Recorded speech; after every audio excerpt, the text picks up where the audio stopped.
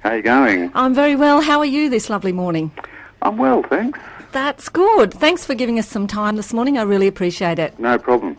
Okay, now it's great to have Icehouse performing live.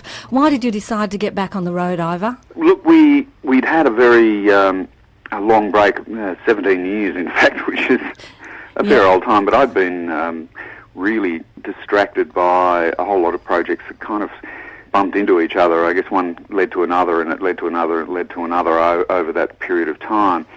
But the fact of the matter is that we've been together for a very long time, a lot of us, and these guys are working musicians, and that's what they do, and that's what they love doing.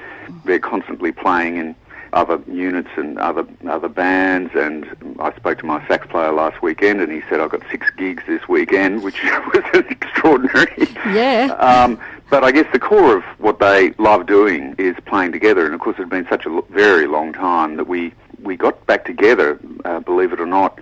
I guess probably the conduit to that was that our tour manager, a very long-standing tour manager, goes back to the mid-'80s, was actually the guy who came up with the idea of Sound Relief, and he kind of volunteered us to play at Sound Relief, and so we were the first band really signed on to that whole idea. In fact, it was our tour manager who came up with the concept, and that was really the first time we'd played after such a long break. In fact, I remember quite clearly my children going to that show in Sydney, and they had never ever seen us play. Okay. So they were, 13 and 15 at the time. Oh, they would have been blown away by that. Well, I think it was a bit of a shock for them, actually. Oh, Iva, just congratulations on your White Heat album. It's gone platinum, and you're coming up to do a show for us at the Wyong Rugby Club on the 18th of September. So can we expect to hear all the hits from that album? Indeed. In fact, it's very interesting times we live in, because, of course, we've got a very big following on Facebook, and because of that, people are constantly suggesting things that they'd like to hear and so on, in a sort of immediate feedback way that, of course, wasn't possible 25 years ago. Yeah. And so it becomes very tricky for us to try and pick what we're going to play and what we're not going to play, but we're constantly reviewing that, so it'll be great fun. I know Icehouse songs, they're instantly recognisable by your fans. So are you drawing a newer crowd, do you find, on this tour? We found when we started playing about 3 years ago, one of the first things that we did was a festival in Sydney, a big festival called Home Bake, which you'd be familiar with, and the promoter who approached us to play first of all said, we would like you to feature your first album, which of course at that point was 30 years old. And then he kind of added as almost an afterthought, he said, oh, and by the way, most of the audience will be in their 20s. And at which point I kind of freaked out, basically, and said, are you completely insane? Most of that audience won't have even been born when that album came out. And what was extraordinary, when we actually did play, we had 20,000 20-something-year-olds there, and they started singing from the very first line of the very first song, and they sang the entire set from end to end. Yep. It was quite an amazing experience, and I've been thinking about it since, of course, and I have children who are 20 and 18, and I've realised, of course, that they have incredible access to music, and they are very actively studying the 60s and the 70s and the 80s and the 90s. That's right. That my son's favourite artist is Jimi Hendrix, and his favourite band is Pink Floyd. It's quite an extraordinary thing that people have this amount of access to music, and of course it's created great enthusiasm for music. That's right. Do you still get the same buzz when you head out on stage as you did when you first began as Flowers in 1977? I'm reasonably famous for my nerves, believe it or not, and I kind of go into a don't talk to me mode for about 40 to 45 minutes before we go on stage, and get incredibly anxious and wound up. But I know that it's also part of my process, because when we hit the stage, we are running on a heap of adrenaline, and I know that that's actually, in a peculiar sort of way, it's actually very helpful. It means that I have a kind of edge and a focus that I wouldn't normally have. And so the short answer to that is yes, it's every bit as exciting as it was. So you've had it. So what does the future hold for Iva Davies and Icehouse? Well, at the moment we're obviously in performance mode, and I tend to be fairly kind of one-minded about what I'm doing at the time. I never have written songs, for example, while I've been on the road.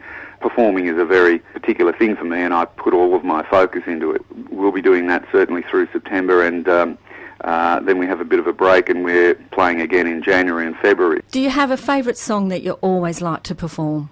Well, I guess the song that we've used really as kind of home base for probably decades, I guess, that we always start our sound check with. It's the way of testing whether the band is settled and whether everything's sounding good, and it's not just because it's the song that it is, but it's something about the construction of the song and the elements of the song is Great Southern Land. Yes. And I know that if we get that right, and as I say, if we get that right, then I know we're settled and everything's comfortable. And so that's the place in the set where I really feel as if I've arrived. And I hope you have a wonderful concert up here at Wyong on the 18th of September. We're looking forward to seeing you.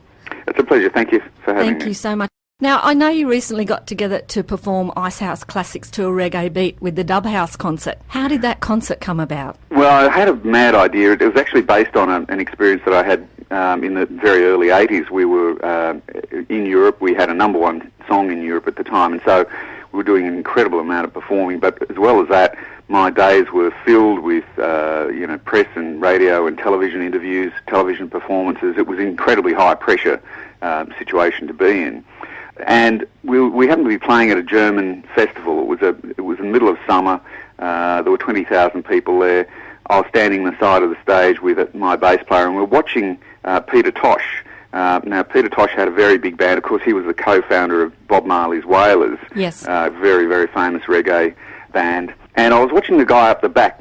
He's referred to in a reggae band as the chukka guy, the guy that goes chukka, chukka, chukka. Does that all night, and that's all he does. And it looked like an incredibly relaxing thing to do for an entire show. And I turned to my bass player and I said, I want that guy's job. And I related that conversation to somebody last year, and the very unexpected reaction from them, instead of laughing at the story, because it was a very funny occasion, turned to me and said, why don't you do it? Why don't you be the chukka guy in your own band?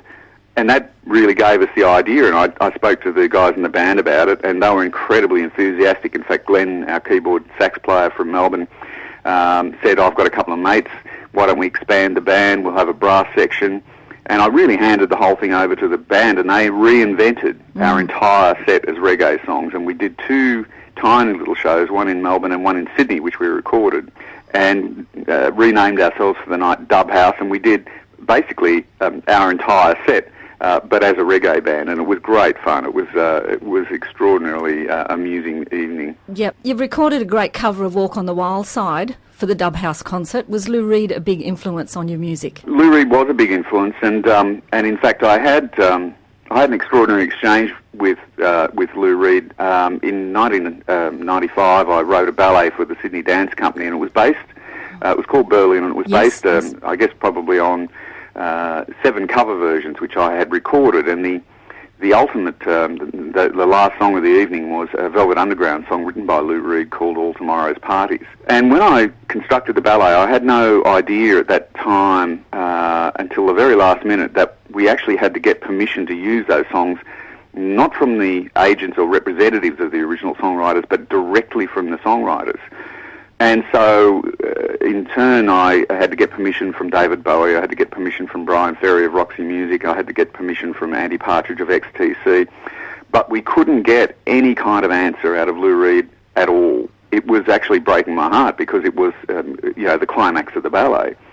And at that point, the guy I was working with said, look, it's probably going to go nowhere, but why don't we just send a CD of the version to Lou Reed's management office in New York, and hope that he gets to hear it. And of course, I was very cynical about its possibilities. I thought, imagine how many things get sent to Lou Reed. He's not going to bother listening to this.